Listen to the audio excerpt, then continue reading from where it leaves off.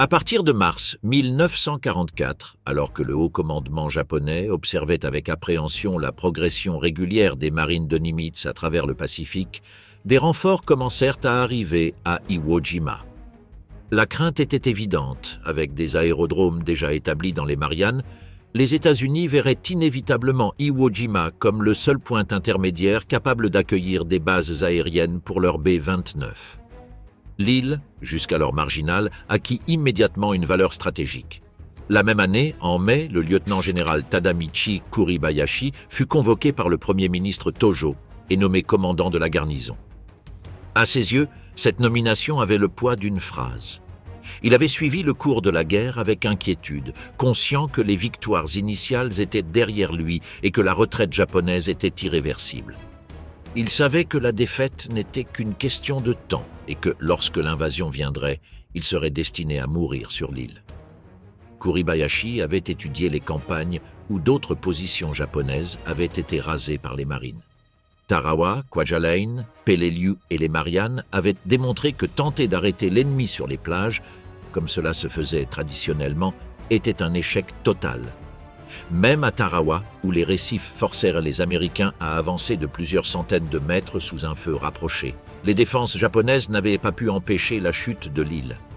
Au contraire, Kuribayashi fut profondément impressionné par ce qui s'était passé à Peleliu, dans les montagnes du mur Brogol, où les forces japonaises opposèrent une résistance différente, une défense lente et décalée, fondée sur des grottes et des positions renforcées, conçues pour user l'ennemi plutôt que pour tenter de l'arrêter dès le départ.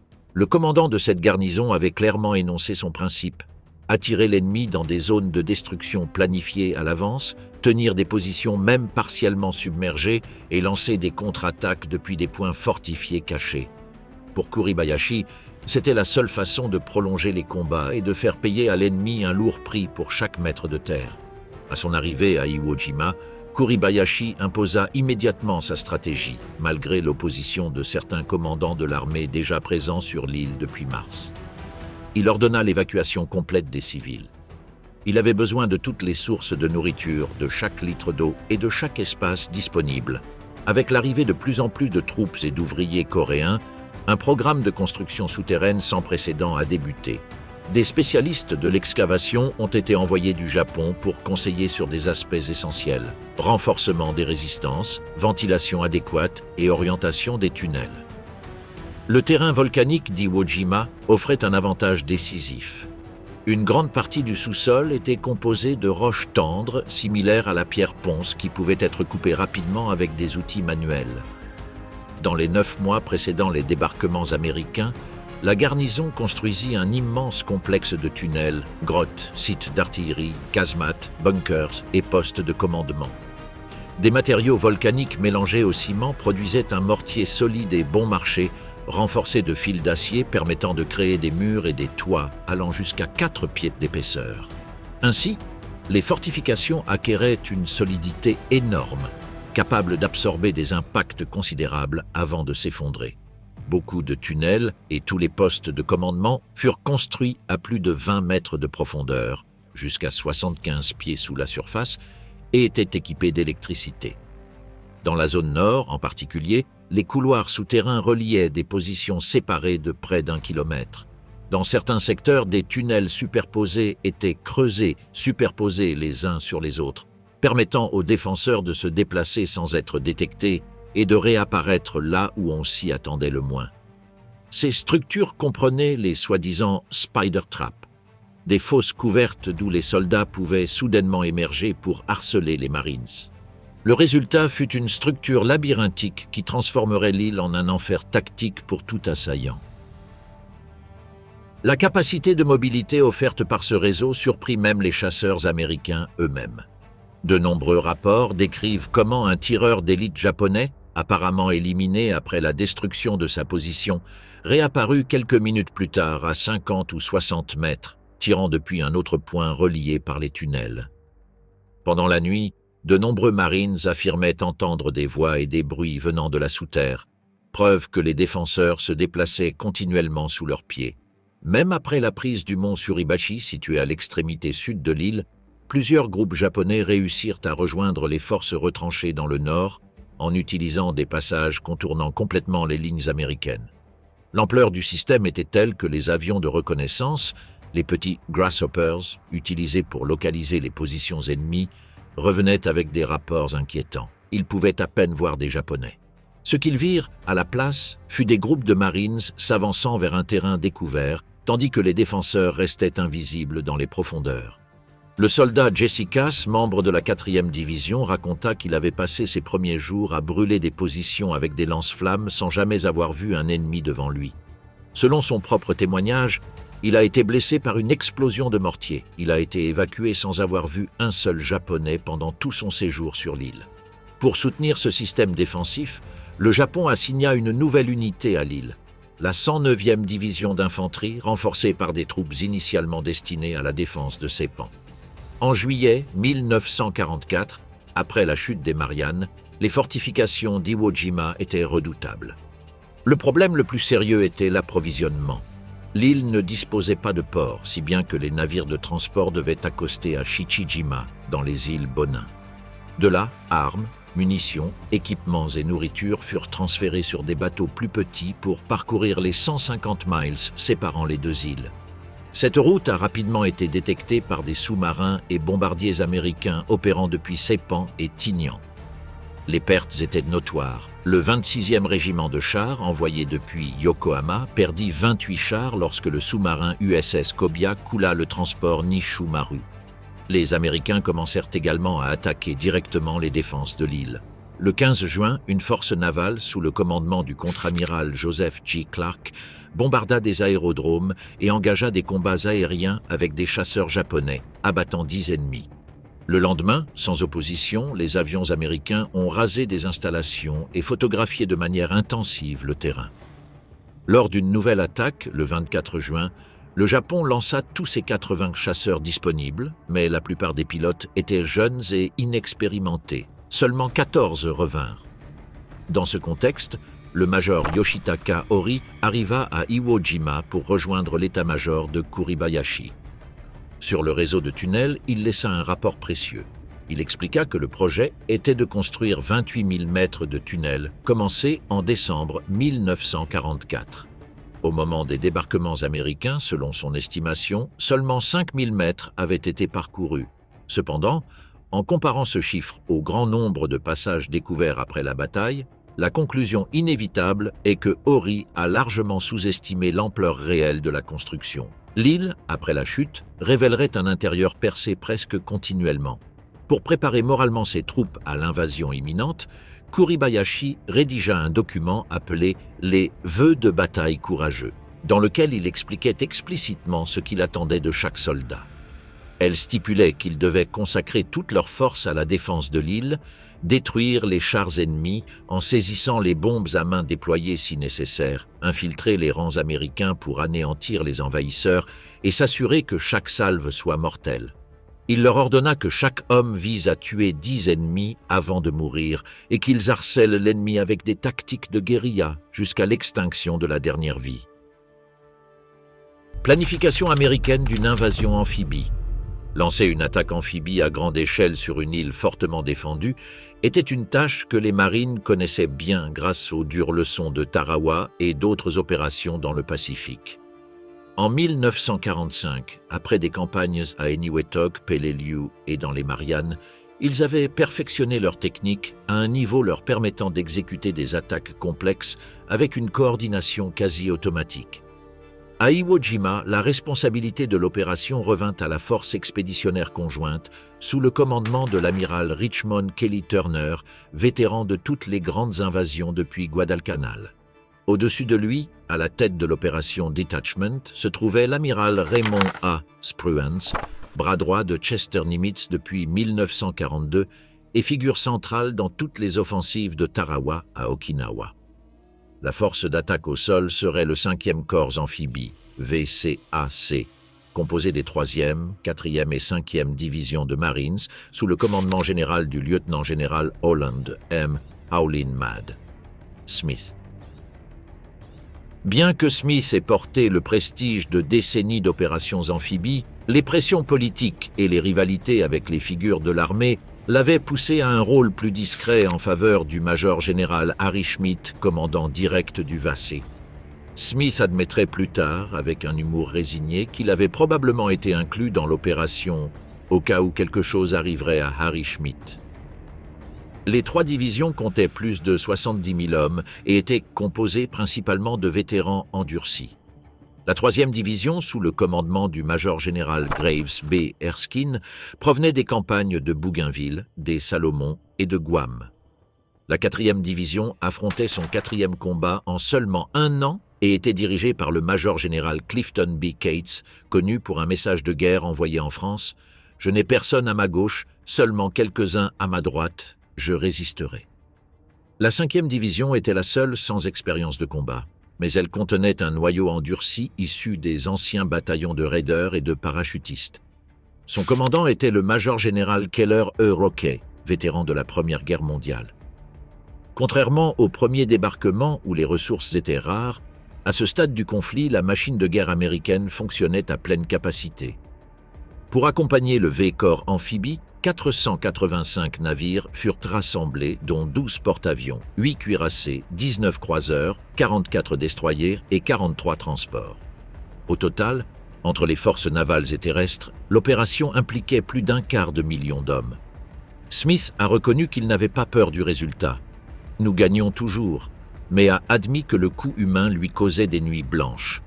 Le 9 octobre 1944, lorsqu'il reçut des instructions de Nimitz pour se préparer à l'invasion, Smith envoya ses premières propositions à Schmidt, qui s'envola rapidement vers Pearl Harbor pour élaborer le plan préliminaire. À la mi-octobre, un contour clair existait. Des relevés photographiques et des cartes produites par les B-24 de la 7e Air Force ont révélé qu'il n'y avait que 2 bandes de plage adaptées au débarquement, toutes 2 au nord de la base sur le mont Suribachi.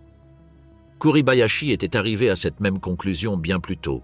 Les planificateurs ont identifié un tronçon de 3500 yards de Suribachi à East Boat Basin comme la meilleure option en raison des vents dominants. L'isolement du volcan en faisait une cible prioritaire. Sa capture lui permettrait alors d'avancer vers le nord sur un front plus large. À un stade précoce de la planification, l'utilisation du gaz pour neutraliser la garnison japonaise fut même envisagée. L'idée était que les navires tireraient des projectiles chimiques au vent et que, après une période prudente, les marines débarqueraient sans perte. Bien que certains milieux à Washington soutinrent la proposition, le président Roosevelt la rejeta par crainte de la réaction publique aux États-Unis à l'utilisation de telles armes. La préparation logistique commença plusieurs mois avant le débarquement. La 3e division resta à Guam après la campagne d'août 1944, chargée entre autres de nettoyer les grottes où les défenseurs japonais se cachaient encore. La 4e division était toujours basée à Maui, Hawaï, tandis que la 5e division se trouvait au camp Tahara, au ranch Parker, sur l'île d'Hawaï, où elle était arrivée après leur entraînement au camp Pendleton. Chaque division renforcée comprenait entre 20 000 et 25 000 hommes, organisés en 3 régiments d'infanterie avec leurs nombres respectifs de bataillons, compagnies et pelotons. De plus, pour les rendre autonomes, ils comprenaient des unités d'artillerie, du transport motorisé, des ingénieurs, des communications, du renseignement, de la police militaire, des unités médicales, des transmissions, et plus encore. L'ampleur du matériel d'approvisionnement était impressionnante, de l'eau, du sang, des munitions et de l'essence à des objets inhabituels tels que la nourriture pour chiens, l'eau bénite, le papier toilette et les croix blanches prépeintes. L'un des points les plus contradictoires dans la planification était la durée du bombardement naval précédent. Schmidt demanda 10 jours complets de tir naval continu. L'amiral Hill la rejeta car sa flotte n'aurait pas le temps de se réarmer avant le jour J. Schmidt insista, proposant 9 jours. Elle a également été refusée. La marine considérait que 3 jours suffisaient, en partie parce qu'elle préparait simultanément une attaque aérienne massive sur le Japon continental. Smith a évoqué des images de Tarawa en soutenant que les Marines ne devraient pas mourir face à des défenses que le bombardement naval pourrait détruire. Mais ni son appel ni une dernière tentative désespérée de Schmidt pour obtenir 4 jours n'ont pu annuler la décision. Malgré les preuves, Spruance minimisa l'inquiétude en déclarant « Je sais que vos hommes vont s'en sortir ». Pendant ce temps, depuis septembre, les B-24 bombardaient l'île presque quotidiennement. Dans les mois suivants, ils ont mené entre 30 et 35 attaques par mois. Mais les Japonais, déjà habitués à ce rythme, réussirent à réparer rapidement les pistes des aérodromes. Le 24 décembre, la division de croiseurs 5 bombarda Iwo Jima avec 1500 obus de 8 pouces. Le Japon répondit le jour de Noël par une attaque aérienne sur Saipan qui détruisit 4 B-29 et en endommagua 11. Le 10 février, la Task Force 58 a quitté Ulithi pour le Japon afin d'attaquer des installations industrielles. Avec une force massive, 16 porte-avions, 8 cuirassés, 15 croiseurs et 77 destroyers, l'opération réussit à détruire d'importantes usines de moteurs et de ponts aériens près de Tokyo, réaffirmant la supériorité navale américaine. Après avoir accompli sa mission, la Task Force mit le cap sur Iwo Jima pour soutenir l'invasion.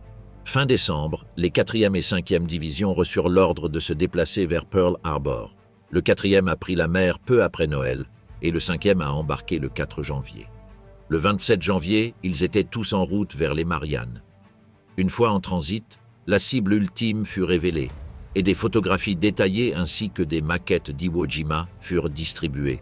Beaucoup de Marines le soupçonnèrent déjà. Quelques jours plus tôt, un journal hawaïen avait publié une photo d'un B-24 bombardant une île conique avec un volcan proéminent à sa base. Début février, les convois arrivèrent à Eniwetok pour faire le plein, puis enfin à Saipan le 11. C'est là que commencèrent les dernières répétitions. Les LVT, amphibiens de transport, quittaient les LST vers la côte, simulée sur Tinian, suivant le schéma d'avance jusqu'à ce qu'ils se détournent avant d'atterrir.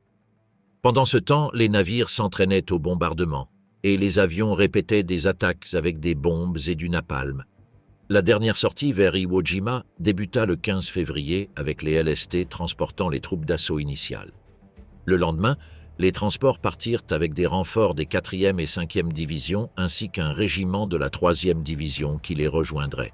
La dernière partie du convoi, avec le reste de la 3e division, a appareillé peu après. Les services de renseignement japonais détectèrent le mouvement et Kuribayashi mit immédiatement toutes ses forces sur Iwo Jima et les Bonins en alerte. À l'approche des convois, la flotte américaine fut regroupée au large de l'île. La force de l'amiral Blady préparait le bombardement final pour affaiblir les défenses. De vieux cuirassés, dont plusieurs sauvés de l'attaque de Pearl Harbor, se sont alignés pour leur dernière grande opération de guerre. L'USS Arkansas, actif depuis 1912 et vétéran des débarquements de Normandie, s'y trouvait, ainsi que le Texas, le Nevada, New York, le Tennessee et l'Idaho, qui étaient également en mission avant la démolition. Les premiers coups commencèrent à être indiqués sur une immense carte du navire amiral de Blandy. Mais la visibilité limitée rendait le tir difficile et les résultats du premier jour étaient médiocres. Les B-24 n'ont pas non plus réussi à toucher les cibles en raison du nuage.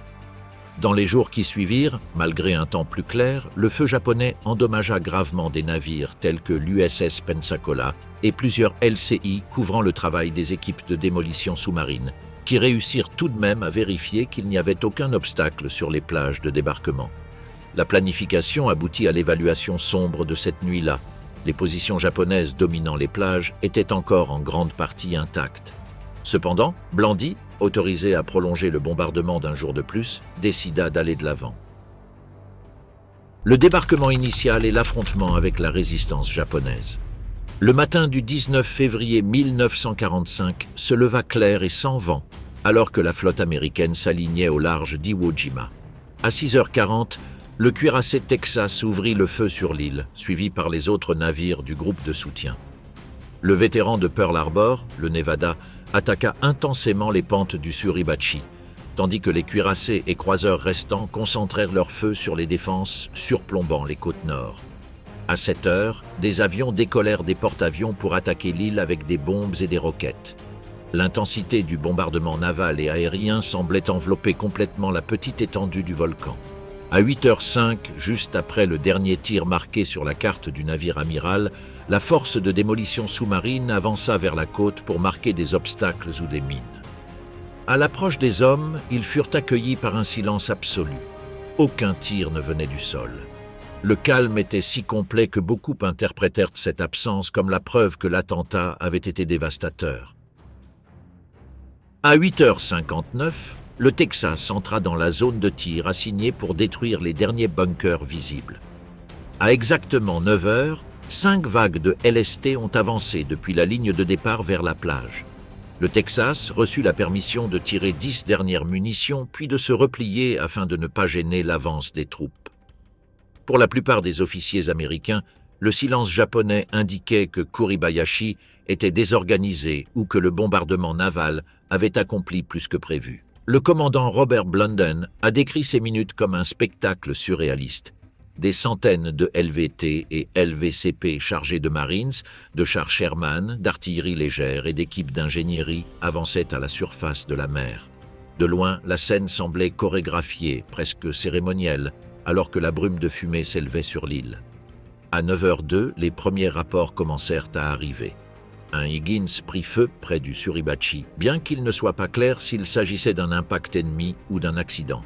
Dans l'ensemble, l'absence de tir japonais renforça l'idée que l'assaut rencontrerait moins de résistance que prévu. À 9h05, le colonel Robert E. Hogaboom donna des ordres depuis un navire proche, observant que les unités approchaient avec une précision presque mathématique vers les plages désignées. Au contact du sable, il y eut à peine d'opposition. Les premiers pelotons descendirent de leurs véhicules et commencèrent à avancer prudemment au-dessus des terres volcaniques. Les plages, cependant, ne se comportèrent pas comme lors des autres débarquements. Le sable était si doux et profond que les marines s'enfonçaient jusqu'aux chevilles et à certains endroits jusqu'aux mollets. Chaque pas demandait un effort énorme. Les traces des LVT s'enfonçaient dans la couche de cendres et, bien qu'elles aient avancé, elles soulevaient des nuages sombres, rendant la visibilité difficile. Plusieurs Sherman et pièces d'artillerie remorquées se sont bloquées dès les premières minutes, obligeant les ingénieurs à improviser des rampes et des routes compactées. La scène sur la plage s'est rapidement transformée en chaos. Des dizaines de véhicules s'entassèrent à la ligne de flottaison, incapables d'avancer à travers le sable profond. Le colonel Jones rapporta que certains LVT étaient bloqués dès que la rampe était descendue, gênant l'atterrissage d'autres arrivant derrière. Les vagues, relativement douces à l'époque, montaient suffisamment haut pour inonder les moteurs ou emporter des équipements non solidement sécurisés. Pendant ce temps, les hommes des premières vagues furent déployés du mieux qu'ils pouvaient dans une zone sans couverture naturelle, pas de dunes, pas de rochers, pas de végétation pour les cacher. Seule une vaste bande de terrain volcanique sombre s'étendait le long de la côte. Vers 9h20, les commandants de division commencèrent à recevoir la confirmation que les plages étaient saturées. Depuis les vaisseaux, les observateurs décrivaient un goulot d'étranglement de machines, de troupes et de fournitures qui commençaient à prendre des proportions alarmantes. Et pourtant, l'ennemi n'a toujours pas ouvert le feu. Le silence déconcertait tout le monde. Certains Marines, se souvenant de Peleliu, avertissaient que le calme n'était pas un cadeau, mais un signe que quelque chose de bien pire approchait. Les radios diffusaient des messages croisés sur des véhicules immobilisés, des unités mixtes et la nécessité urgente de dégager la zone pour permettre aux vagues suivantes d'avancer. Au sol, les pelotons tentant d'avancer rencontrèrent immédiatement la première difficulté tactique, la pente du terrain. La plage s'élevait de façon irrégulière en une série de terrasses naturelles formées par des dépôts de frênes compactés. Chaque niveau obligeait les hommes à grimper en portant des armes, des radios, des lance-flammes ou des munitions. Le sable meuble multipliait l'effort et faisait glisser ou couler les marches. À côté de la pente se trouvait le deuxième grand obstacle, la vue parfaite que les Japonais avaient depuis le dessus. Chaque mouvement des marines était à portée visuelle des observateurs ennemis, même s'ils n'avaient pas encore tiré. À 9h25, le système de commandement américain commença à percevoir la gravité de l'accumulation sur la plage. Les rapports indiquaient que les pelotons avaient été arrêtés en raison d'un manque de mobilité et que le terrain rendait impossible l'organisation d'une ligne d'avance cohérente. Malgré le désordre, personne ne reçut des tirs ennemis. Certains marins ont commenté que le bombardement naval avait dû complètement détruire les positions défensives. D'autres, plus sceptiques, attribuaient ce silence au fait que les défenseurs s'attendaient à ce que les plages soient remplies autant que possible. Une cible bien plus rentable que de tirer sur des unités dispersées. À 9h30, plusieurs équipes ont réussi à installer des radios et ont commencé à demander des avances aux compagnies qui continuaient à débarquer. Mais le flux de troupes dépassait largement la capacité de se déplacer. Avec des routes de fortune bloquées par des véhicules embouteillés, la marge de manœuvre se réduisait. À certains moments, la plage devint une file sans fin de LVT détenus, les uns derrière les autres, alors que les marines tentaient de grimper les pentes. À 9h40, les premiers rapports d'arrivée des chars Sherman confirmèrent que certains véhicules avaient réussi à monter. Des unités blindées furent progressivement déployées pour soutenir l'infanterie, mais de nombreux retardataires restaient sur la plage. Pendant ce temps, la ligne d'avance s'étendait vers l'aérodrome numéro 1, objectif principal de la première phase. À 10h, le silence japonais fut brisé en un instant. Depuis le ciel, une avalanche de tirs d'artillerie, de mortiers et de mitrailleuses s'abattait sur les plages remplies d'hommes et de véhicules. Les projectiles commencèrent à frapper le sable volcanique, envoyant des colonnes noires dans le ciel. Chaque impact soulevait d'épais nuages qui aveuglaient les marines et les enveloppaient d'une obscurité soudaine. Toute la ligne de la plage trembla sous le bombardement. Beaucoup d'hommes se couchèrent avant même de comprendre d'où tiraient les défenseurs. Le manque de visibilité rendait impossible l'identification des positions ennemies, cachées dans des bunkers renforcés et des tunnels souterrains. Le feu ennemi toucha immédiatement les véhicules arrêtés. Un LVT s'enflamme après avoir reçu un coup direct. Les chars Sherman sont devenus des cibles prioritaires. Des bouches de loups, cachées dans le terrain, jaillissaient des rafales de mitrailleuses et des tirs de canons perforants.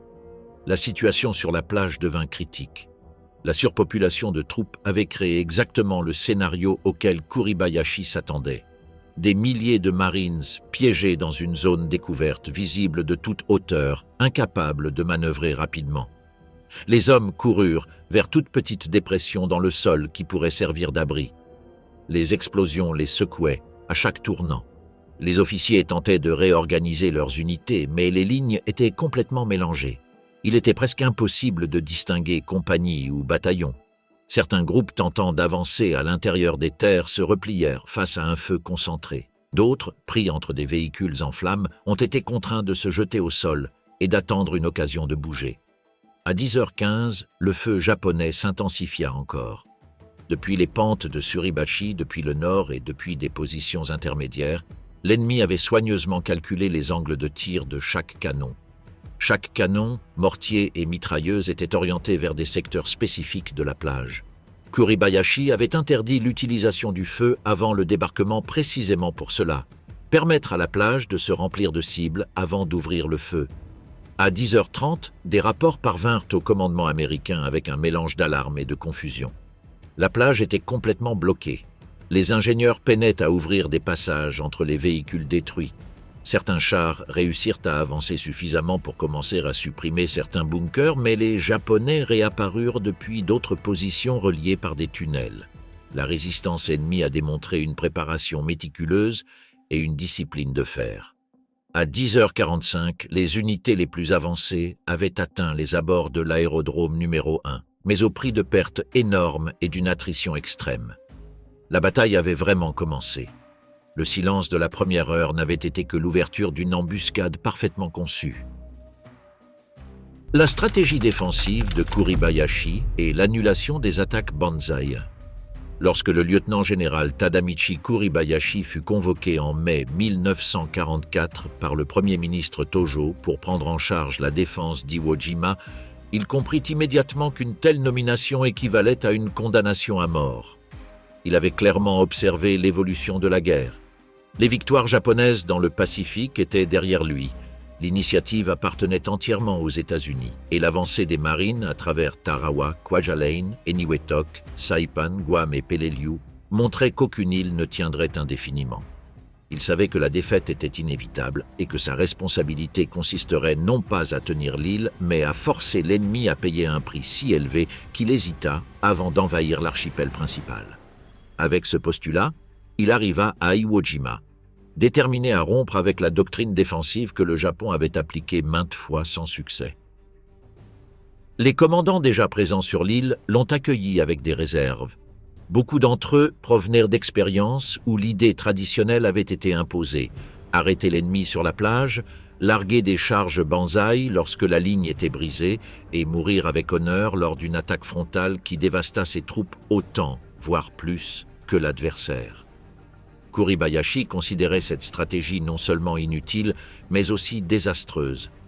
Il avait étudié en détail les résultats de Tarawa, où des milliers de Japonais moururent sur la plage, sans pouvoir contenir la marée américaine.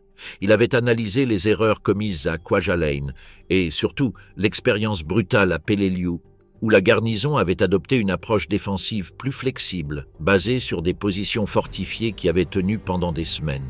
Ce modèle, celui d'attirer l'ennemi dans des zones de tir préplanifiées plutôt que de s'anéantir lui-même dans une charge suicide, lui fit une profonde impression.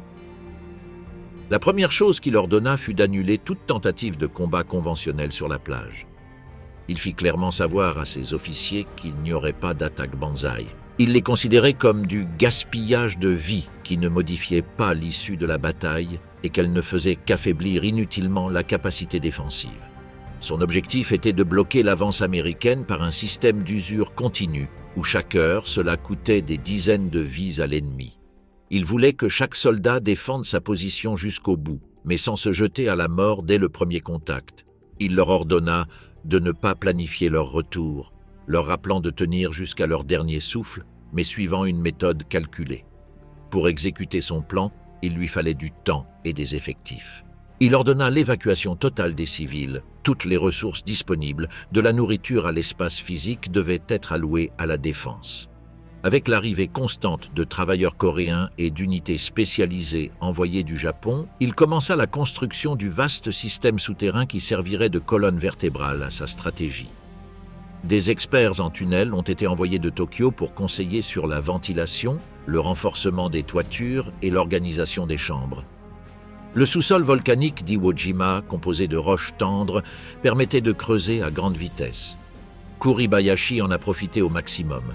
Le résultat fut un réseau de grottes, tunnels, postes de commandement, doubles galeries et positions de tir interconnectées, s'étendant sur des dizaines de milliers de mètres. De nombreux couloirs furent creusés à plus de 70 pieds de profondeur et équipés d'électricité. Dans la zone nord, les tunnels rejoignaient des positions séparées d'environ 1 kilomètre. Certains étaient au même construits sur 2 niveaux superposés, permettant aux défenseurs de se déplacer sans être détectés. Rien de tout cela n'était improvisé, c'était le cœur même de la stratégie. Les Japonais apparaîtraient, attaqueraient et disparaîtraient sous terre avant que les marines ne puissent réagir. Le but n'était pas de repousser l'ennemi sur la rive, mais de le forcer à combattre dans chaque grotte, chaque crevasse et chaque position de tir. Kuribayashi savait que s'il laissait ses hommes combattre sur la plage, le bombardement naval américain les anéantirait avant même qu'ils ne voient l'ennemi. C'est pourquoi il interdit le feu initial. Les batteries d'artillerie, de mortiers et de mitrailleuses devaient rester silencieuses alors que les Américains approchaient, débarquaient et s'entassaient sur la côte. Ce n'est que lorsque les plages étaient bondées et que la ligne de front était saturée que des tirs simultanés étaient ouverts depuis toutes les positions. Le silence était une partie essentielle de l'embuscade. Rien ne révélait l'emplacement des canons. Chaque arme avait un secteur de tir calculé pour couvrir des zones spécifiques et superposées. Quand le moment viendrait, toute la plage deviendrait une cible massive et inévitable. L'annulation des attaques banzai provoqua des frictions parmi les responsables traditionnels qui considéraient l'accusation de suicide comme une expression suprême de l'esprit japonais. Il leur semblait inconcevable d'accueillir l'ennemi sans montrer une résistance immédiate. Mais Kuribayashi maintint sa position. Si les marines débarquaient sans opposition, ils croiraient que l'artillerie navale avait accompli sa mission, se regrouperaient avec confiance et avanceraient de manière désordonnée à l'intérieur des terres. Ce n'est qu'alors, lorsque des milliers d'hommes se retrouvèrent sans abri, que l'artillerie japonaise ouvrit le feu depuis des positions protégées et pratiquement invisibles. La structure même du terrain renforçait cette approche. Le sable meuble empêcherait les chars américains de manœuvrer facilement. Les pentes volcaniques, l'obsidienne et les terrasses naturelles obligeraient les marines à avancer en montée sous le feu de mortiers et mitrailleuses cachées. Kuribayashi avait prédit exactement ce qui allait se passer. Une plage saturée, une avancée confuse, et un ennemi contraint de se réorganiser sous un bombardement d'intensité calculée. Quant à sa propre disposition, le général établit des positions centralement commandées, reliées par un labyrinthe de tunnels. Les postes de commandement souterrain étaient si bien construits qu'ils pouvaient résister directement aux impacts de l'artillerie navale. La rigidité de son système signifiait que même lorsqu'une position était isolée ou partiellement détruite, une autre pouvait continuer à fonctionner sans interruption. Contrairement aux autres commandants insulaires, qui étaient piégés dans un seul bunker, Kuribayashi avait la capacité de se déplacer à l'intérieur du filet. Il ne cherchait pas seulement une résistance prolongée, il voulait conserver le contrôle tactique autant que possible. Au fur et à mesure de l'avancement des travaux, les contraintes logistiques devinrent plus évidentes. L'absence de port à Iwo Jima força le transport de ravitaillement depuis Shichijima à bord de petites embarcations, vulnérables aux sous-marins et avions américains. Plusieurs pertes majeures, telles que la destruction du transport Nishumaru, ainsi que de 28 chars coulés par le sous-marin Kobya, réduisirent gravement la capacité offensive japonaise. Cependant, cela renforçait la logique de la stratégie défensive souterraine. L'île n'aurait pas assez de mobilité ni de force pour attaquer, mais elle pourrait tenir pendant des semaines grâce à une défense stationnaire soigneusement préparée. Kuribayashi a maintenu sa conviction que les attaques Banzai étaient vaines jusqu'au bout. Il considérait que la véritable contribution qu'il pouvait apporter à l'empereur n'était pas une mort glorieuse au début de la bataille, mais d'infliger un maximum d'usure à l'ennemi. Il insistait pour que ses hommes restent en vie aussi longtemps que possible, non pas pour survivre, mais pour continuer à tuer. L'ennemi devait sentir que toute l'île était un système défensif intégré et non un ensemble de positions isolées. Le combat pour le mont Suribachi et la levée du drapeau. Aux premières heures du 19 février, alors que la flotte américaine s'alignait au large d'Iwo Jima, le mont Suribachi était constamment puni. 7 cuirassés et 4 croiseurs ouvrirent le feu sur la masse volcanique, frappant ses pentes en séquence. Les avions des porte-avions ajoutèrent des bombes, des roquettes et des charges au napalm qui tombèrent sur les pentes de la montagne avant de s'éloigner. Le feu naval continua jusqu'à la dernière minute, lorsque toutes les pièces concentrèrent d'intenses salves sur Suribachi. Le bombardement avait été conçu pour affaiblir les défenses qui dominaient les plages, mais aussi pour ouvrir des fissures dans l'anneau de fortification entourant le volcan. À 8h05, alors que la force de démolition sous-marine avançait vers la côte, le silence depuis la montagne était toujours absolu, un silence qui ne faisait qu'accentuer l'impression que les défenseurs restaient intacts sous terre. Avant les débarquements, des rapports américains décrivaient Suribachi comme une cible rapidement isolable. Cependant, Kuribayashi avait pris une décision cruciale: laisser le colonel Atsushi à la tête de la défense du volcan avec plus de 2000 hommes et un réseau de positions interconnectées. Le plan était de permettre aux Américains de débarquer sans opposition sur la plage, puis de les punir depuis le sommet du volcan et des tunnels qui l'entourent. La montagne, vue depuis la mer, semblait être une élévation d'une importance tactique évidente, mais ce qui n'était pas apprécié, c'était la complexité de l'intérieur, un réseau de cavités, de grottes renforcées et de passages reliant plusieurs positions de canons entre elles. Alors que les vagues de LVT et LVCP se dirigèrent vers la côte, aucun signe de tir venait de Suribachi. Les commandants de division observèrent l'avance se dérouler sans opposition visible. Le colonel Ogaboom nota que le feu naval avait été si intense qu'il aurait pu neutraliser les positions, mais il avertit aussi que l'absence de tir du volcan était suspecte. À 9h25, le chaos grandissait déjà sur la plage, avec des véhicules bloqués et des unités mélangées. Cependant, aucun tir n'avait encore été tiré par Suribachi. À 10h, alors que les marines étaient complètement exposées et la plage était saturée, la montagne prit enfin la parole. Depuis les hauteurs, une rafale d'artillerie, de mortiers et de mitrailleuses fut déchaînée, transformant les environs en un champ d'impact continu. Les explosions soulevèrent des colonnes noires de sable volcanique. Chaque rafale frappait les pelotons qui se repliaient dans une légère dépression du sol.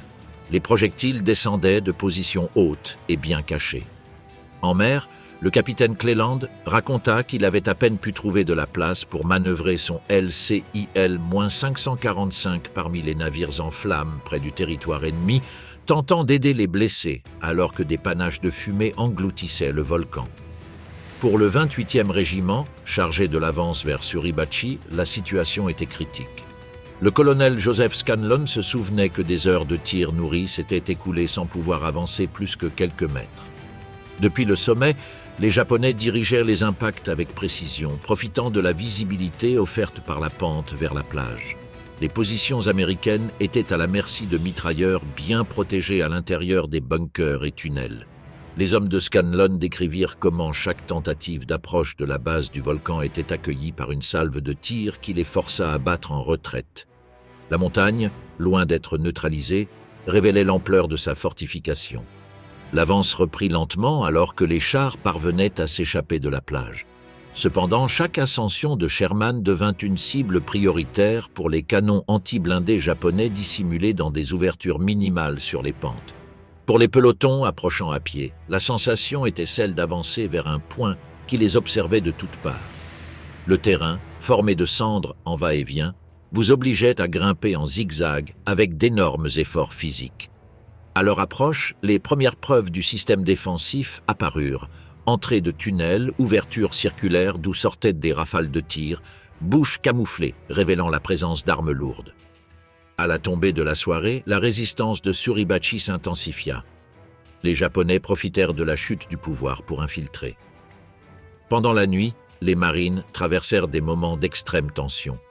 Beaucoup décrivaient comment les ombres se déplaçaient entre eux grâce à la proximité du système de tunnels. Les défenseurs apparaissaient soudainement derrière ou entre les formations américaines, tirant puis disparaissant à nouveau sous terre. Des fusées éclairantes illuminèrent la montagne pendant des minutes, révélant des silhouettes et des entrées à moitié couvertes par des rochers volcaniques. Chaque illumination montrait la même image.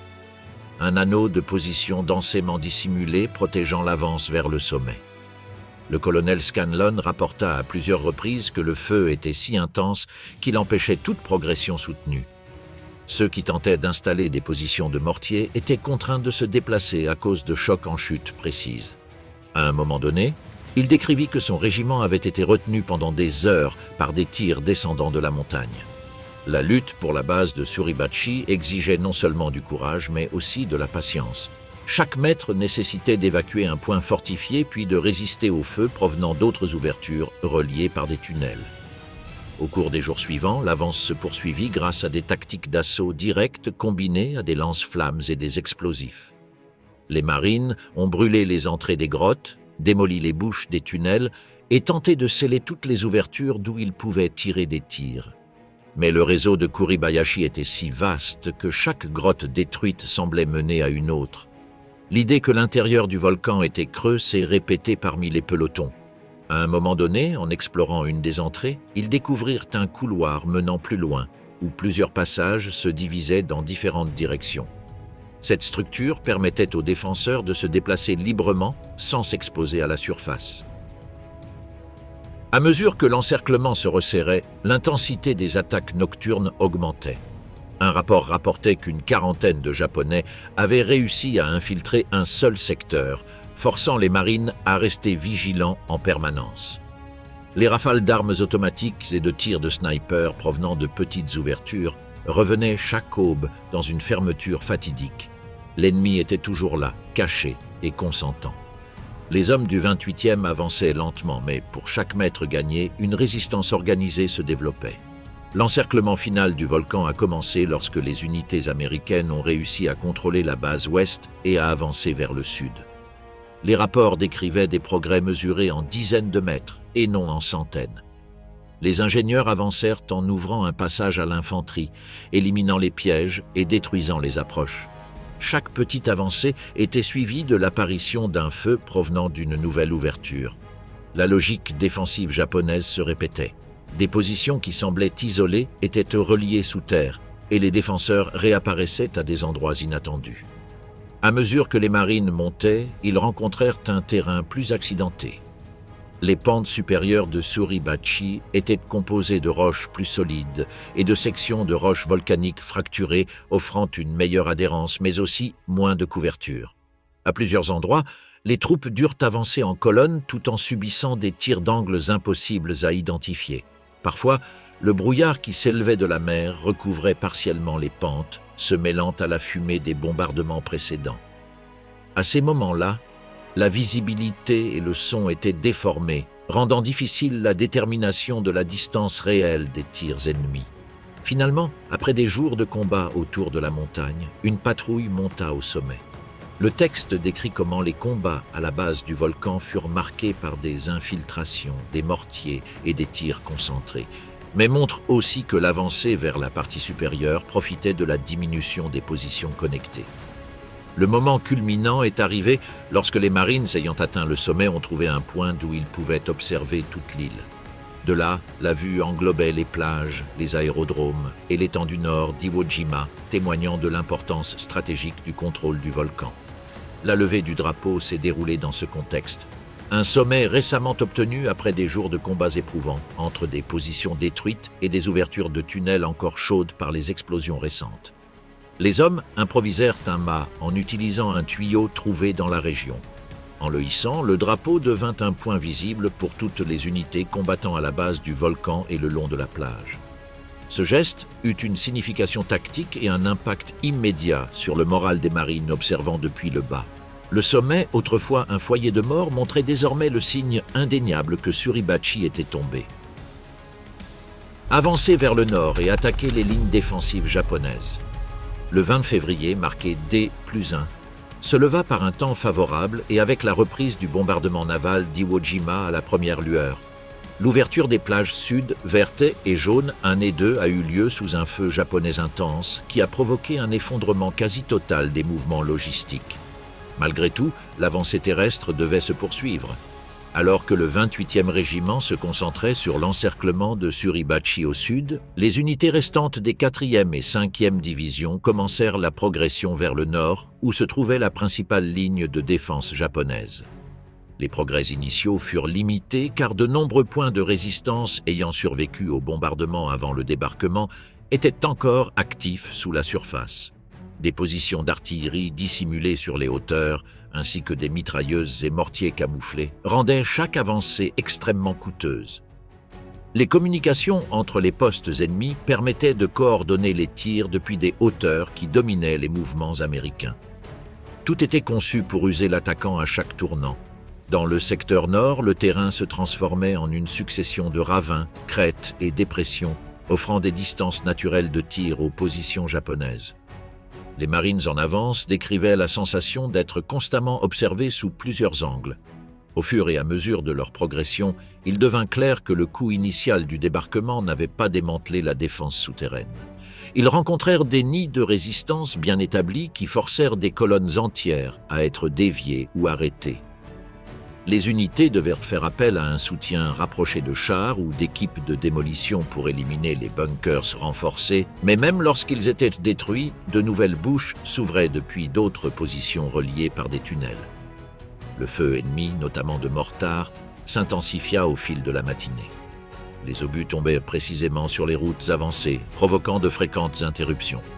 Les rapports notaient que l'artillerie américaine ne pouvait pas localiser suffisamment précisément les canons japonais, car ils étaient protégés à l'intérieur de cavernes ou déplacés sous terre pour éviter toute destruction. L'avance nord devint rapidement une série de petits combats isolés, chacun écrasé par de lourds tirs descendant des positions dominantes. Les difficultés ne se limitaient pas au terrain ou à l'ennemi. Le sable volcanique et les cendres en Vassar ralentissaient la mobilité des véhicules et les chars Sherman, bien qu'essentiels, ne pouvaient pas avancer rapidement sur un terrain accidenté. Ils étaient souvent exposés en tentant de gravir de petites élévations dissimulant des positions ennemies bien préparées.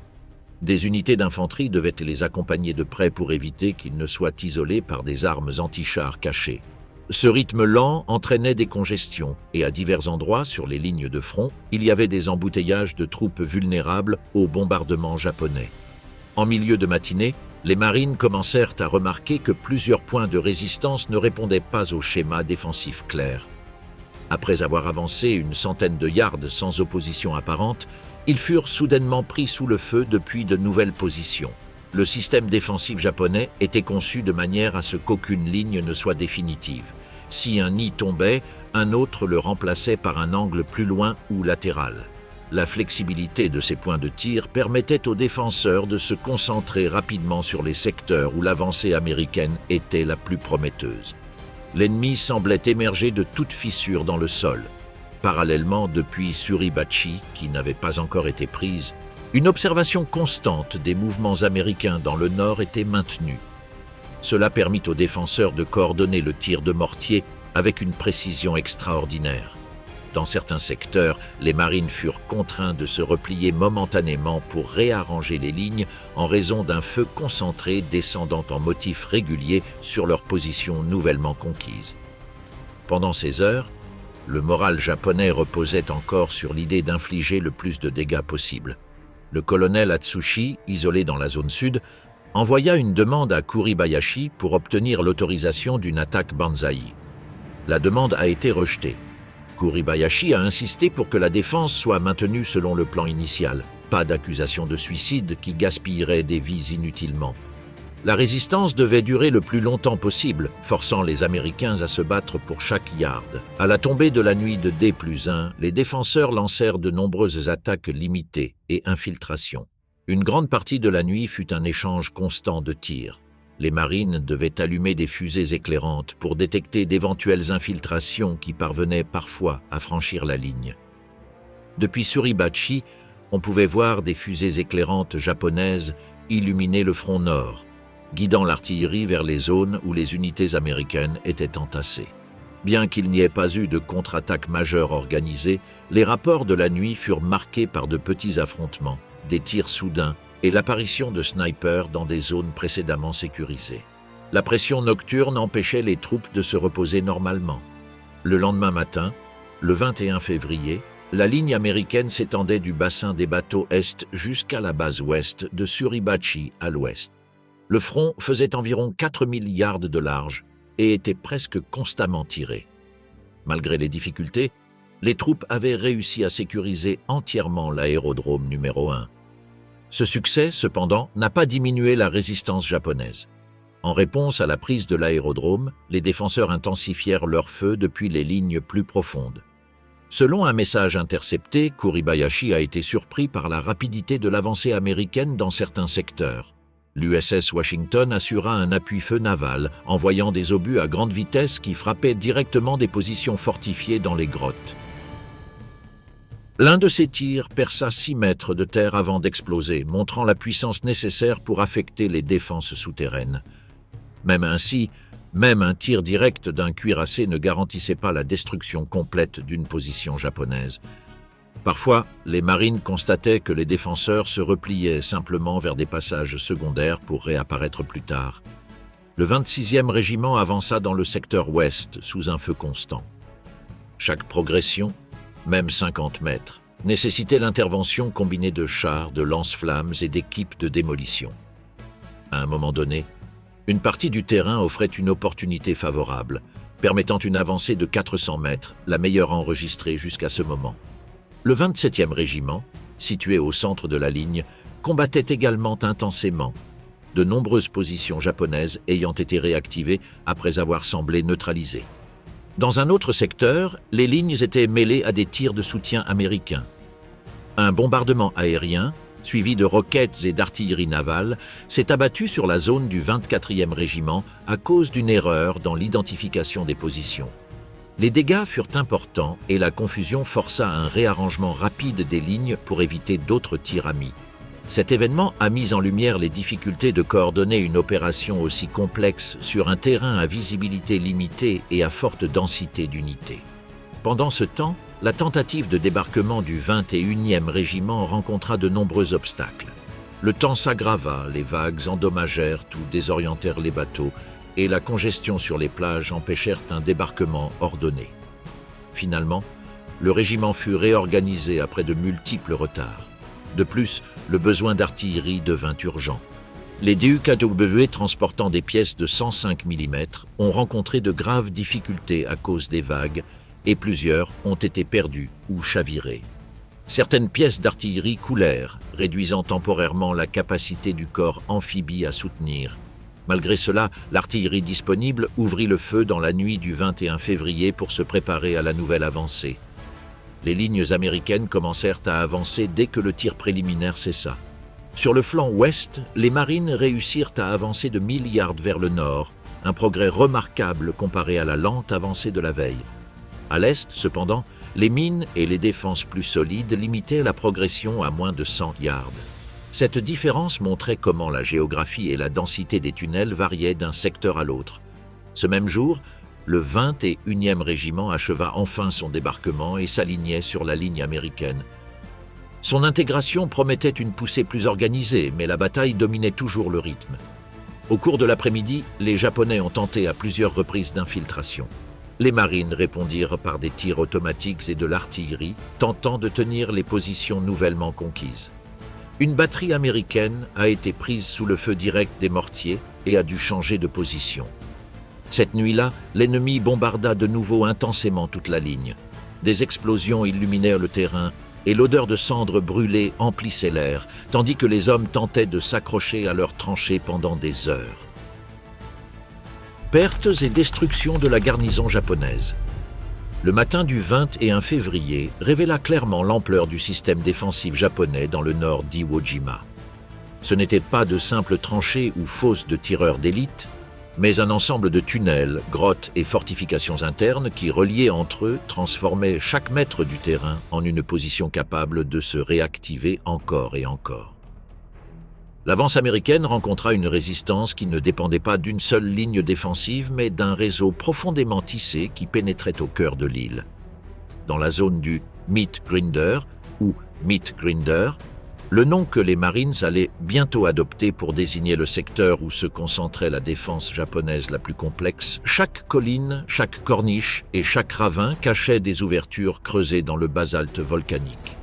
À l'œil nu, beaucoup de ces entrées semblaient insignifiantes, juste une ombre sur la roche ou un creux recouvert de sable sombre.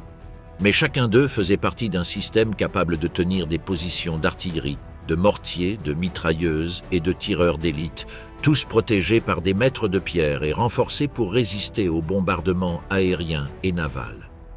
Les unités américaines ont constaté que détruire une grotte ne signifiait pas nécessairement neutraliser la résistance.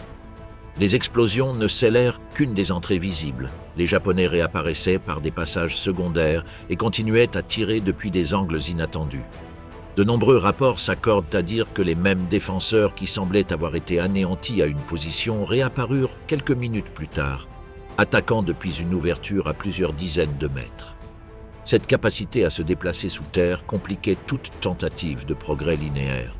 Les marines ont été contraints de nettoyer un secteur à plusieurs reprises. La structure du terrain volcanique facilitait ces tactiques. Le basalte a permis de creuser de solides tunnels sans nécessité de renforts importants.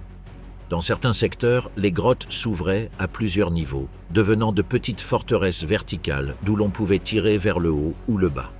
Les rapports régimentaires décrivaient des positions de tir qui semblaient bouger, alors qu'en réalité, il s'agissait de défenseurs se déplaçant dans des couloirs intérieurs pour apparaître dans une nouvelle ouverture. La lutte contre ce réseau nécessitait des méthodes spécifiques. Les lance-flammes sont devenus des outils indispensables. Les opérateurs avançaient, sous un feu nourri, approchant les embouchures des grottes et dirigeant des jets de feu à l'intérieur des terres pour forcer les défenseurs à abandonner leur position ou à consommer l'oxygène disponible à l'intérieur. Mais même ces attaques ne garantissaient pas des résultats définitifs. Après une courte période de calme, de nouveaux coups furent tirés depuis une autre entrée reliée au même système. Les équipes de démolition travaillaient en parallèle. Ils ont utilisé des charges explosives pour faire s'effondrer les entrées et tenter de sceller les chambres internes. Cependant, des passages adjacents étaient fréquemment découverts, permettant aux défenseurs de sortir par un autre itinéraire. L'effet psychologique était remarquable. Les Marines décrivaient la sensation de combattre un ennemi qui semblait sans emplacement fixe, disparaissant dans le rocher pour réapparaître sans avertissement. Cette dynamique prolongeait chaque combat, le transformant en une série sans fin d'attaques et de contre-attaques de niveau escouade de feu. Le 23 février, alors que les forces américaines avançaient vers le nord, l'interaction entre les tunnels et la structure défensive devint encore plus évidente. Le terrain de ce secteur était constitué de crêtes dentelées et de petites élévations dissimulant de multiples entrées de grottes. Chaque colline devait être traitée comme une cible indépendante. Même si le sommet avait été pris, le souterrain restait actif. Dans plusieurs secteurs, les marines constatèrent que leur position nouvellement établie était exposée au feu par derrière, où un tunnel montait dans une ouverture qui n'avait pas été détectée lors de l'avance initiale. La densité des défenses souterraines fit que les cartes tactiques devinrent rapidement obsolètes. Une grotte identifiée comme neutralisée pouvait devenir un point actif après un court intervalle. Les commandants de bataillon devaient affecter des forces supplémentaires à des points de garde déjà supposément dégagés. Ce besoin compliqua la ligne d'avance, car il força la division des forces et réduisit la réserve disponible pour l'attaque frontale. Les positions japonaises furent intégrées de sorte que le feu chevauche plusieurs grottes ultérieures. Ainsi, même si une entrée était détruite, les lignes de tir continuaient à partir des ouvertures voisines. Parfois, les marines se retrouvaient pris entre 2 ou 3 directions de mitrailleuses, sans que la position principale soit claire. La coordination japonaise depuis l'intérieur des tunnels a permis de changer le focus de la défense sans dépendre d'une communication extérieure visible. Cette flexibilité entraînait de longs retards dans les secteurs où les forces américaines s'attendaient à avancer plus rapidement. Le document décrit des engagements rapprochés où les marines devaient s'approcher à quelques pieds des entrées des grottes avant de pouvoir agir. Ces approches nécessitaient une couverture contre la fumée et un soutien de chars, bien que les chars ne puissent pas toujours se positionner en raison du terrain accidenté et de la présence de roches volcaniques tranchantes. Lorsque les Sherman parvenaient à coopérer avec l'infanterie, ils pouvaient tirer directement sur les entrées et faire s'effondrer une partie de la structure. Cependant, la profondeur des tunnels limitait les effets de ces impacts. Sur un des troncs de l'avance, une compagnie réussit à déloger une grotte de taille considérable pour découvrir qu'un tunnel connecté menait derrière ces lignes. La situation les força à réorganiser toute la position et à dédier des hommes pour protéger un secteur qu'ils jugeaient sûr. Ce type de situation s'est répété à plusieurs reprises, montrant que le contrôle au sol ne pouvait être considéré comme sûr tant que toutes les sorties possibles du système souterrain n'avaient pas été inspectées. Les nuits aux hachoirs à viande étaient aussi dangereuses que les combats de jour. Les Japonais utilisaient l'obscurité pour sortir des grottes et attaquer en petits groupes. Certaines infiltrations atteignirent des zones où les marines dormaient ou tentaient de se réorganiser. Les défenseurs profitèrent du fait que le terrain était couvert de cratères et d'ombres pour avancer sans être détectés. Les combats nocturnes étaient souvent brefs et violents, laissant les unités américaines en état d'alerte constante. Les rapports mentionnent également la présence de mortiers situés dans des chambres internes. Ces morceaux, cachés derrière des mètres de roches, pouvaient s'enflammer sans risque d'être détruits par un tir direct. Les projectiles sortirent d'une petite ouverture, difficile à détecter même après plusieurs coups. Les Marines avançaient en sachant que n'importe quelle section de terrain pouvait devenir un point d'où recevoir un tir indirect précis. Dans certains secteurs, l'avancée était réduite à moins de 50 yards par jour en raison de la complexité du système défensif. Les compagnies devaient être divisées en escouades spécialisées, certaines pour neutraliser les grottes, d'autres pour sécuriser la surface et d'autres encore pour surveiller d'éventuelles infiltrations. Cette fragmentation rendait difficile le maintien d'une ligne continue. L'effet combiné des tunnels, des positions en escalier et des passages secrets rendait la progression lente et épuisante. Le document précise que certains tunnels étaient suffisamment larges pour permettre le passage de groupes entiers.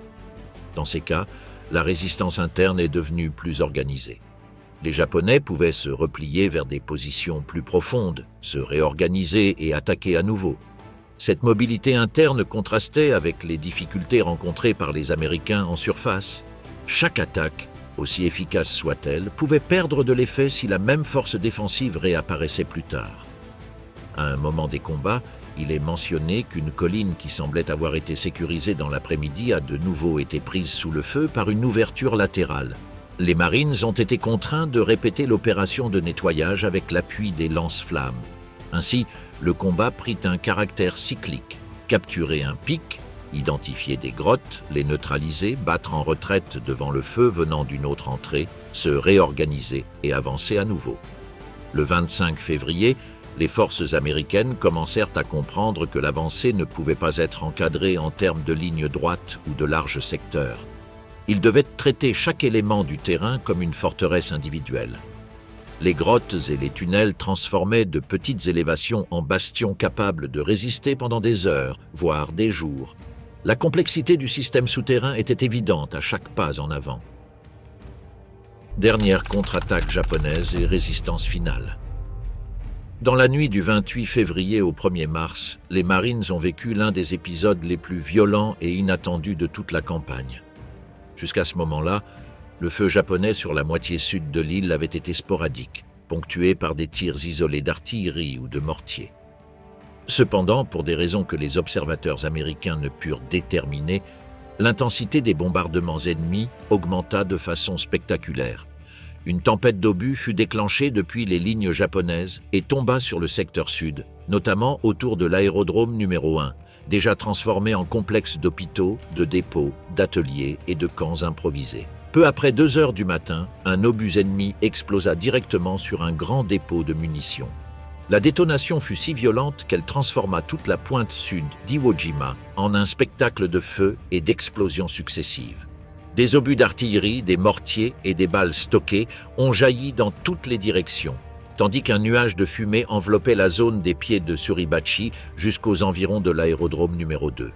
L'impact réveilla non seulement les troupes à terre, mais aussi les marins à bord des navires voisins, surpris par l'ampleur de l'explosion. Au milieu du chaos, quelqu'un a confondu la lueur phosphorescente de quelques obus pour une attaque chimique, déclenchant à la fois les alarmes de gaz et d'alerte aérienne. En réalité, l'alarme au gaz était infondée, mais l'alerte aérienne s'avéra authentique.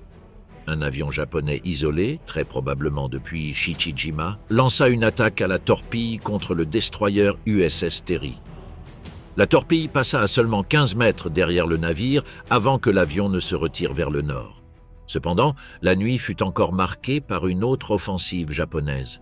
Une série de grosses roquettes fut lancée vers Suribachi, traversant le ciel avec des trajectoires erratiques et des explosions illuminant la montagne et la mer. Les marines, témoins de ce spectacle nocturne, ne purent s'empêcher d'imaginer qu'un tunnel reliait directement à l'aérodrome numéro 1. À l'aube, l'USS Terry était de nouveau en détresse. Une batterie d'artillerie côtière japonaise localisa le destroyer et tira une salve qui toucha le pont et la salle des machines. 11 membres d'équipage ont été tués et 19 blessés. Le Nevada et le Pensacola répondirent immédiatement et l'artillerie japonaise fut réduite au silence. Le Terry, gravement endommagé, dut battre en retraite vers Pearl Harbor. Malgré l'ampleur du désastre au dépôt de munitions, il n'y eut aucune victime américaine lors de cette explosion. Mais la 5e division perdit environ un quart de sa réserve de munitions.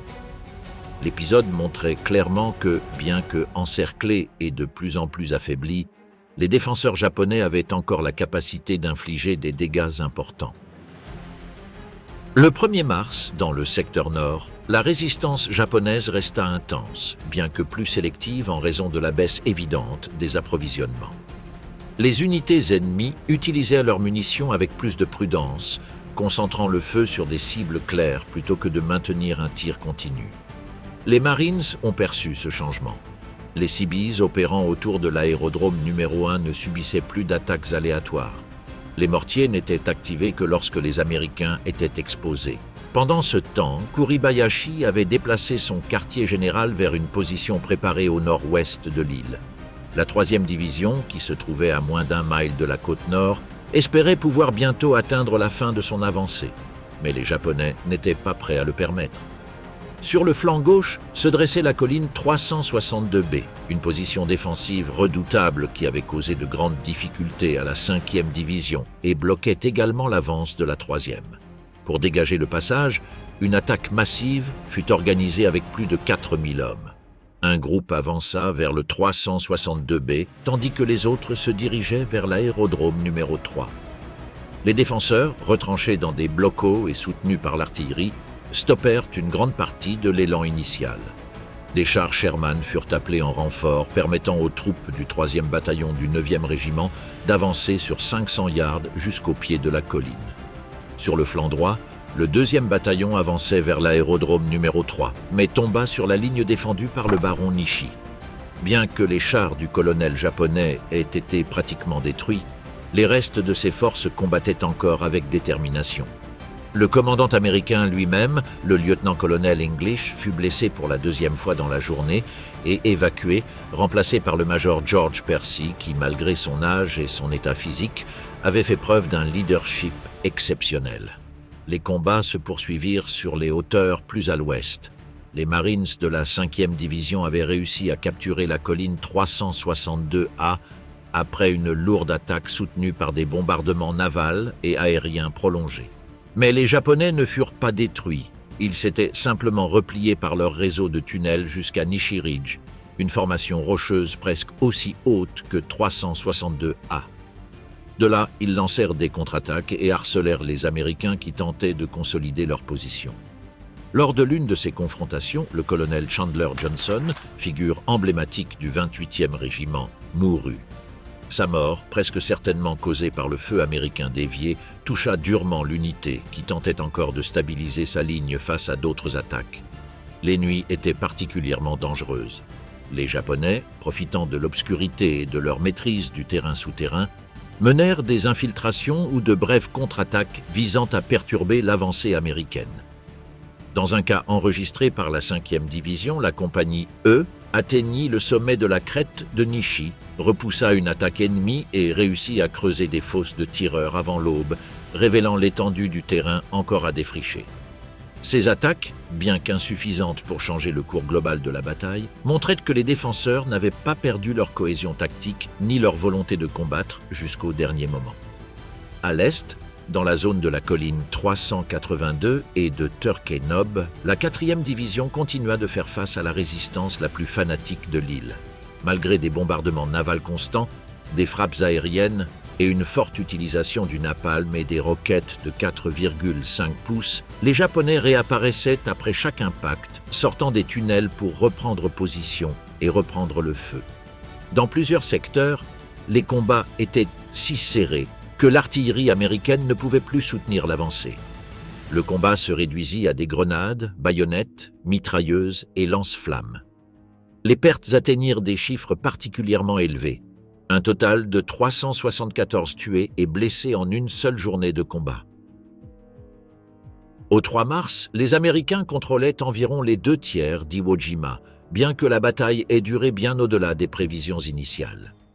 Les chiffres des pertes commençaient à refléter la nature extrême des combats. Plus de 16 000 Américains étaient tombés à ce moment-là, avec plus de 3 000 morts. Pour les Japonais, la situation était encore plus grave. Sur les 21 000 hommes sous le commandement de Kuribayashi au début, seuls environ 7 000 restaient, dont seulement la moitié restait des combattants efficaces. L'attrition n'affecta pas seulement les troupes. Les officiers américains chutaient à un rythme élevé, déplaçant la chaîne de commandement vers des grades bien inférieurs. La fatigue se manifestait dans le « regard perdu », ce regard fixe des marines qui frôlait l'épuisement psychologique. Pendant ce temps, les Japonais, avec presque aucune nourriture ni eau, menaient une existence souterraine. Ils sortaient la nuit pour rôder les lignes américaines, à la fois pour tuer et voler des provisions. La plupart savaient que leur destin était de mourir sur l'île. Le 3 mars fut une journée d'actes extraordinaires de bravoure. 5 médailles d'honneur furent décernées, un record pour le corps des marines. Certains hommes ont donné leur vie en se jetant sur des grenades pour sauver leurs camarades. D'autres, comme les pharmaciens Wallen et Williams, continuèrent à soigner les blessés sous le feu direct jusqu'à ce qu'ils manquent de force. Cette même nuit, d'intenses infiltrations japonaises balayèrent la ligne américaine. À un endroit près de Nishi Ridge, une attaque nocturne a frappé un trou de renard occupé par Harrell et Carter. Des combats au corps à corps, des grenades, des baïonnettes et des blessures dévastatrices marquèrent ces heures. Bien que l'infiltration se soit finalement calmée à l'aube, le tableau reflétait le degré de désespoir avec lequel les derniers défenseurs combattaient. À l'arrivée du jour, la bataille se poursuivit comme une progression lente et épuisante de cratère en cratère, les Japonais ne cédant aucune position à moins d'être complètement détruites ou incendiées par des lance-flammes. L'ordre de Schmidt de diviser les Japonais au centre de l'île mena à de nouvelles offensives.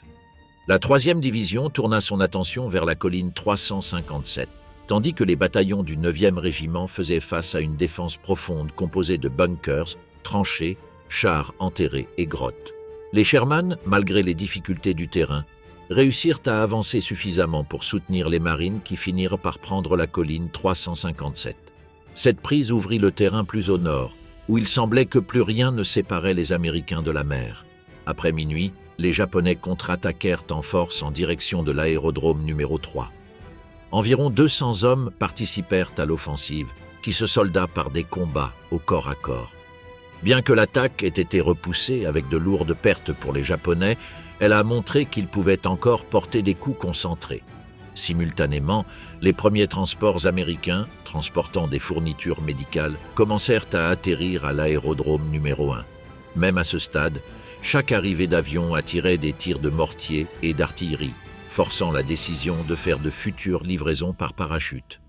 Dans les jours qui suivirent, les régiments de la 5e division continuèrent d'avancer vers le nord, attaquant la colline 362B et la crête de Nishi dans des combats sanglants. Parfois, des entreprises entières étaient détruites en seulement 1 heure et demie. La prise de la crête de Nishi fut un soulagement pour la division, bien que la progression globale ait continué à être marquée par des contre-attaques nocturnes, des infiltrations et une résistance qui ne diminuèrent pas malgré l'affaiblissement japonais. Sur les 100 hommes qui tentèrent d'infiltrer le périmètre du 26e, 97 furent tués lors de la tentative, preuve que les dernières attaques n'avaient plus de capacités opérationnelles, mais conservaient une férocité intacte. Le terrain était un ennemi supplémentaire. Les formations volcaniques du Nord, parsemées de grottes naturelles et artificielles, vous obligeaient à avancer de seulement quelques mètres sous un feu constant. Chaque compartiment naturel pouvait dissimuler plusieurs positions de mitrailleuses ou de mortiers. Au Midgrinder, la 3e division attaqua de nouveau sans appui aérien ni artillerie pour tenter de surprendre les défenseurs, mais le terrain miné, les blocus rocheux et la puissance de feu japonaise stoppèrent l'avance.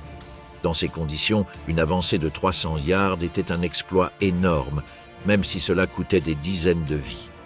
Le 5 mars fut désigné comme un jour de repos, mais l'artillerie japonaise continua de tomber sur les lignes américaines et l'usure se poursuivit. Les remplaçants arrivant d'Hawaï montraient un manque critique de préparation. Certains ne savaient même pas comment manipuler les armes standards de la compagnie. Pourtant, avec les 2/3 de l'île aux mains des États-Unis, la marine réduisit le soutien direct, tandis que de nouvelles unités de l'armée arrivèrent pour occuper l'île après la fin de la campagne. Le même jour, 400 pertes supplémentaires furent enregistrées entre morts et blessés. Le 6 mars, les rapports officiels ont révélé l'ampleur réelle de l'attrition. 2777 Américains tués, 8051 blessés et 1102 affectés par une fatigue de combat sévère. Les commandants étaient contraints d'envoyer en première ligne tous les hommes disponibles, y compris mécaniciens, musiciens et employés administratifs. Le manque de troupes conduisit le général Erskine à proposer une attaque nocturne, une tactique inhabituelle dans le Pacifique, mais qu'il connaissait bien depuis la Première Guerre mondiale. L'opération visait à capturer la colline 362C, considérée comme la dernière grande barrière entre la 3e division et la mer. Au petit matin du 7 mars, sous la pluie et dans l'obscurité totale, la 3e division entama son avancée avec un succès initial, passant inaperçu parmi les positions japonaises. À 6 heures du matin, Boehm rapporta avoir touché la cible, mais découvrit rapidement que l'unité se trouvait en réalité au-dessus de la colline 331 et non de la 362C. Après avoir corrigé la trajectoire, les Marines poursuivirent de violents combats, atteignant finalement 362 degrés Celsius à 2 heures de l'après-midi. Plus à l'est, cependant, les compagnies des 1er et 2e bataillons furent piégées dans la poche de Cushman, où elles subirent des pertes dévastatrices. L'extraction des survivants, avec morts et blessés sur le dos des marines, devint une lutte si extrême qu'elle valut au lieutenant Leims la médaille d'honneur. Pertes et destruction de la garnison japonaise. Dans les jours qui suivirent, les efforts pour percer les dernières défenses japonaises se multiplièrent. Le 8 mars, après l'un des bombardements les plus intenses de la campagne, plus de 22 500 obus d'artillerie en seulement 67 minutes, ajoutés aux tirs navals et aux attaques aériennes au napalm. Les avancées étaient encore mesurées à quelques dizaines de mètres. Le journal du Marine Dale Worley décrivait le terrain comme saturé de corps, de sang et de cratères, avec des grottes détruites et des Japonais sortant encore pour tenter de voler des rations avant d'être abattus. Dans le secteur central, la 3e division avança difficilement, et lorsque les hommes de Mulvey atteignirent une crête d'où ils pouvaient voir la mer, ils furent immédiatement fixés par un feu si intense qu'ils durent rester immobiles jusqu'à l'après-midi. Pendant ce temps, l'artillerie américaine tenta de faire taire les dernières poches de résistance, situées même sur de petits îlots au nord-ouest d'Iwo Jima, sans succès complet. Le 9 mars a commencé dans une atmosphère saturée de tension. Les lignes américaines étaient à moins d'un quart de mille de la mer à plusieurs endroits, mais chaque avancée coûtait un nombre de morts équivalent au terrain gagné. Le rapport quotidien indiquait que les opérations se poursuivaient dans un scénario rappelant à une échelle réduite les champs dévastés de la Somme. Kuribayashi, conscient que la défaite était inévitable, envoya un message à Tokyo reconnaissant que les points défensifs puissants pouvaient tenir encore quelques jours, mais que la fin était certaine. Pourtant, le document indique que la garnison japonaise résisterait encore 3 semaines avant de succomber complètement à la puissance américaine. Au 5 mars, d'énormes pertes furent comptabilisées. Rien que dans les dernières 24 heures, 400 Américains tués et blessés, tandis que les Japonais continuaient d'apparaître depuis des abris souterrains pour combattre dans des conditions de plus en plus désespérées.